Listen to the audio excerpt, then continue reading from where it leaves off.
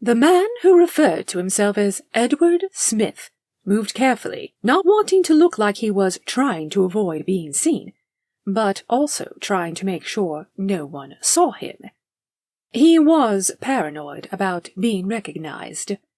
Facial prosthetics, fake eyebrows, and different teeth changed his appearance, as did the fresh scar on his face, which tugged at his left eye to distort that side of his face slightly. However, he wasn't convinced it was enough to fool anyone who did more than glance in his direction.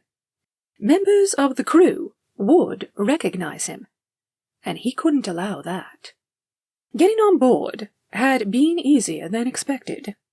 All it took was opportunity and a little patience, then a degree of luck to get past security by acting as a member of the crew.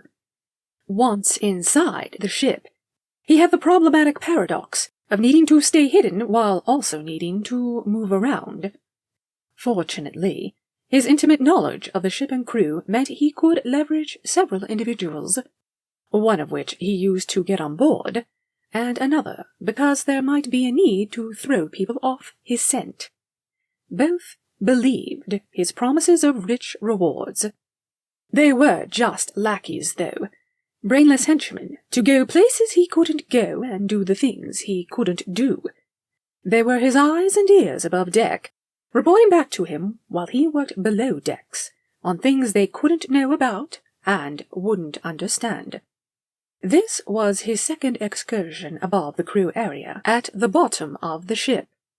Just like the last time, he was fearfully holding his breath and waiting to be spotted.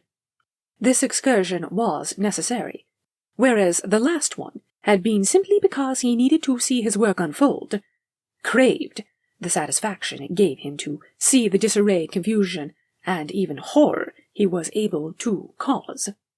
The people on board the ship had brought it on themselves, and he felt not one jot of remorse for those he injured or terrorized.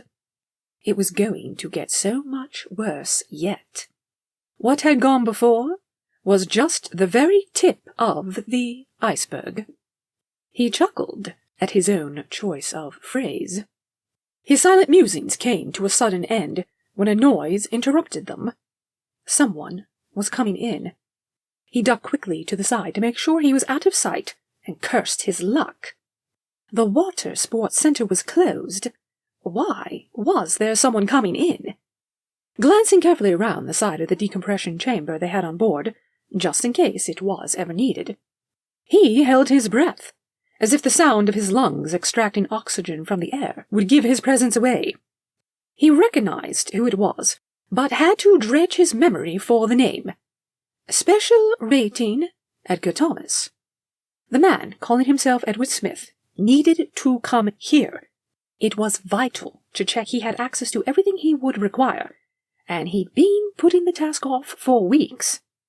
How typical that when he finally forced himself to take the risk, a member of the water sports team would choose the same time to make a visit. He waited to see if Edgar would leave, and ran through his list of tasks still needing attention.